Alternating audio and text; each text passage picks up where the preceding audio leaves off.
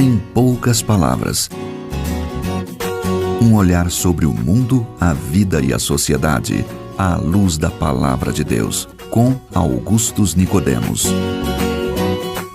Olá, queridos ouvintes, de volta aqui com o programa Em Poucas Palavras nesta emissora, sempre tendo a alegria de falar com você, de acompanhar, de trazer alguma informação boa para você. Esse é um programa da Primeira Igreja Presbiteriana de Goiânia. Eu sou Natson Matias, apresentador do programa.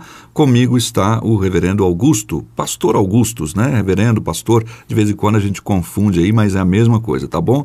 É um título que a Igreja Presbiteriana costuma designar os seus pastores. Então, pastor Augustus. Muito obrigado, Natson. Obrigado pela explicação aí, né? Muita gente tem dúvida a respeito disso. E receba aqui o nosso convite para aparecer lá na Primeira Igreja Presbiteriana de Goiânia quando puder. Você vai ser muito bem-vindo. Bem, o tema de hoje tem a ver com essa conjuntura política, essa questão das autoridades que nós temos visto, né? Tudo que está nos rodeando aí nesses últimos tempos. Eu me lembro aqui de um profeta bíblico chamado Amós. Ele foi chamado para confrontar um estado político, digamos assim, um estado, um reino que estava ali dando prosperidade para a sua nação, mas Deus não estava muito satisfeito e os seus reis, os seus juízes, os seus sacerdotes estavam se corrompendo. E ele então apareceu exatamente para dizer o que Deus pensava daquela conjuntura de corrupção, enfim, com a aparência de que estava tudo sob controle. E agora nós estamos vendo o nosso país nessa situação de autoridades se corrompendo, outras tentando lutar contra a corrupção. No Facebook, nas redes sociais, nós observamos cristãos defendendo isso, ou outros defendendo uma ruptura. Enfim, são várias as posturas destas pessoas. Queríamos saber hoje sobre esse tema, como é que a gente se posiciona com relação às autoridades na nossa nação. Esse é o tema do programa de hoje. Vamos ouvir agora então um comentário, pastor Augustus. Muito bem, Natson, o tema é bastante atual. Nós estamos de fato vivendo dias complicados, conturbados no nosso país, especialmente quem frequenta as redes sociais e está antenado aí com o que se passa, né, nessas mídias. Nós estamos vendo aí movimentações, protestos e publicações, denúncias aí, os resultados de operações da Polícia Federal que investigam corruptos, o grande escândalo da Petrobras, o Petrolão e tudo mais, e o que é que isso pode trazer em termos políticos, né, para o nosso país. Isso tudo nos leva como cristãos a refletir no nosso papel. Exato. Porque o fato de sermos cidadãos do reino celestial não nos exime da cidadania aqui terrena. Nós somos cidadãos brasileiros e temos direitos e deveres, e que nós não podemos negligenciá-los em nome da cristandade.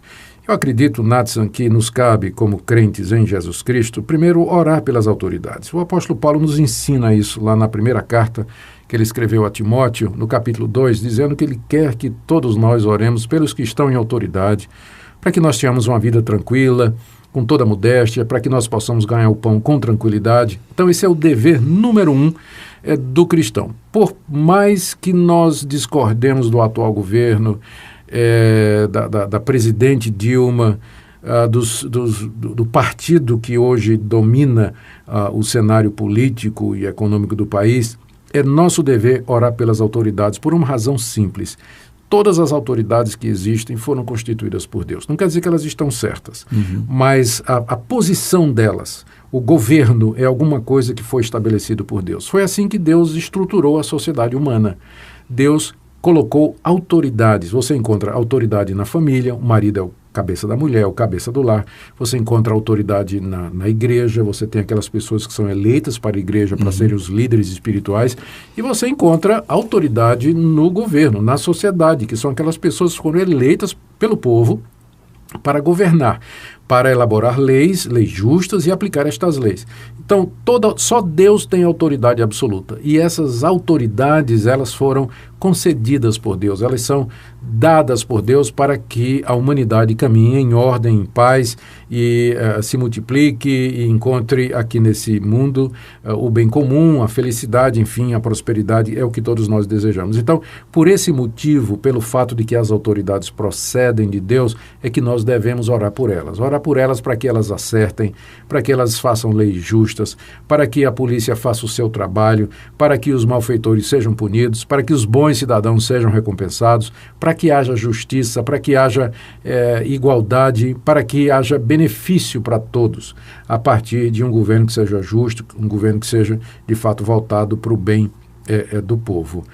Dito isso, eu creio que, em segundo lugar, os cristãos, além de orar pelas autoridades, devem se submeter a essas autoridades quando essas autoridades estão corretas.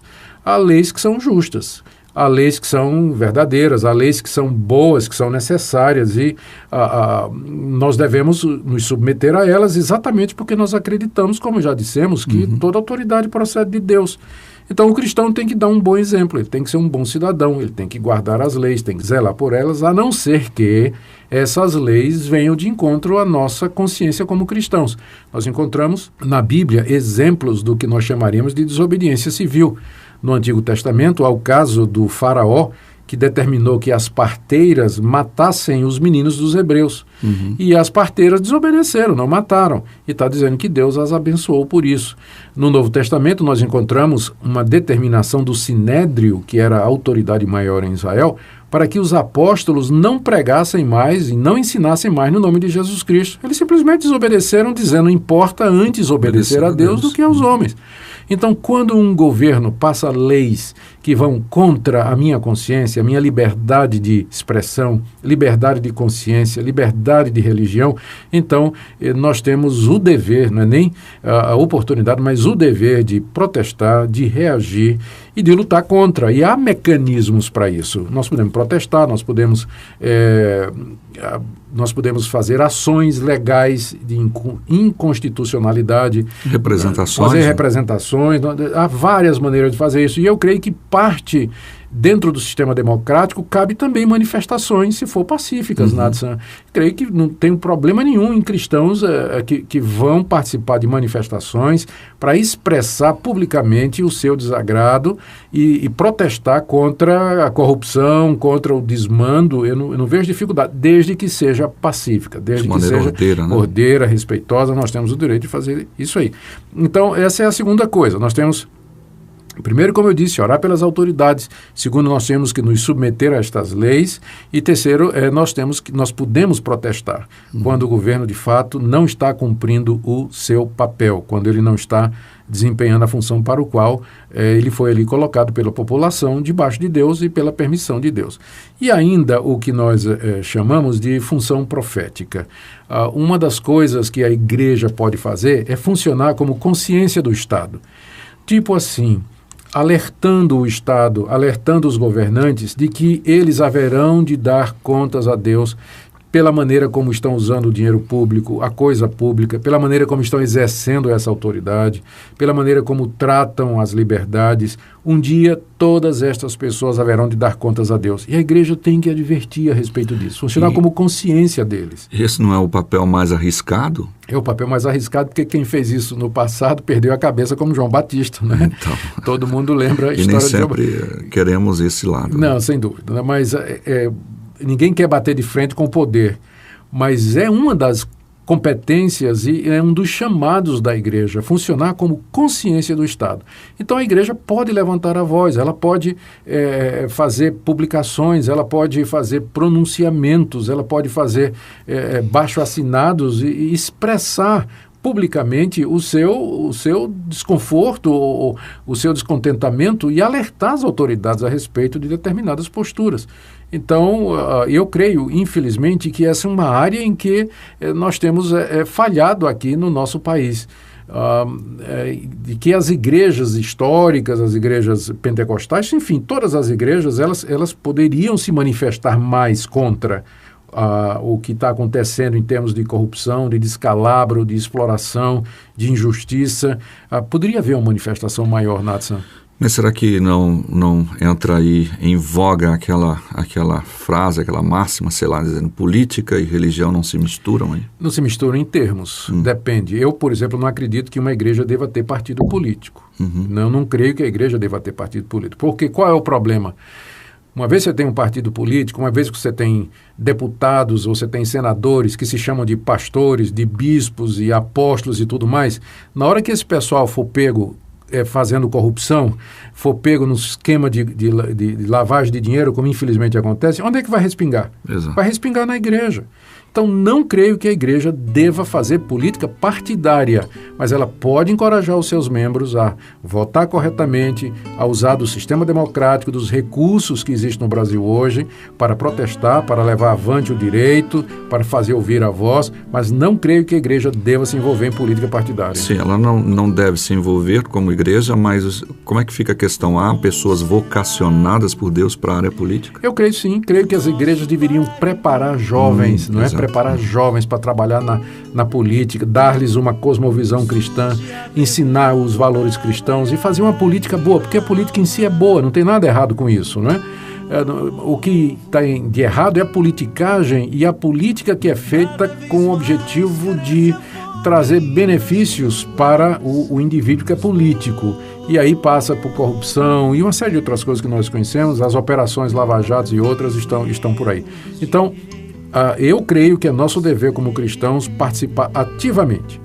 Não creio que a igreja como instituição deva participar da política partidária, mas ela deve sim estimular, preparar e encorajar os seus membros a se envolver.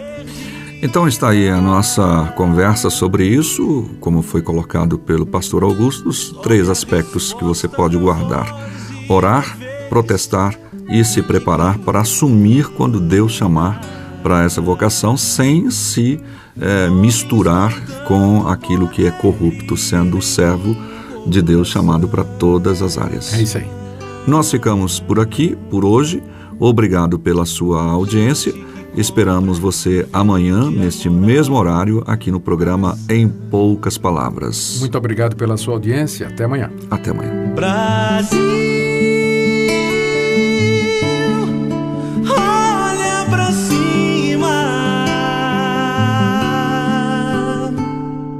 Existe uma chance de ser novamente feliz. Brasil, há uma esperança. Volta teus olhos pra Deus, justo juiz. Brasil, olha pra cima. Existe uma chance de ser novamente feliz. Brasil, há uma esperança. Volta teus olhos pra Deus, justo juiz.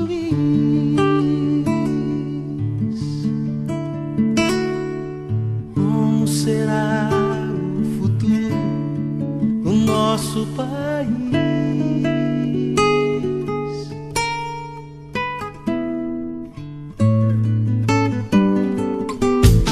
Se você deseja saber mais sobre esse e outros assuntos à luz da Palavra de Deus, domingo às 9 da manhã ou às 7 da noite. Será um prazer conhecê-lo pessoalmente. Primeira Igreja Presbiteriana de Goiânia, Rua 68, esquina com 71 Centro. Fone 3213-3320. www.pipg.org. Em poucas palavras, um olhar sobre o mundo, a vida e a sociedade, à luz da Palavra de Deus. Apresentação Natsan Matias. Comentário Augustus Nicodemos. Um programa da Primeira Igreja Presbiteriana de Goiânia, Rua 68, esquina com 71, Centro. Visite o nosso site www.pipg.org. Apoio Seminário Presbiteriano Brasil Central, Goiânia.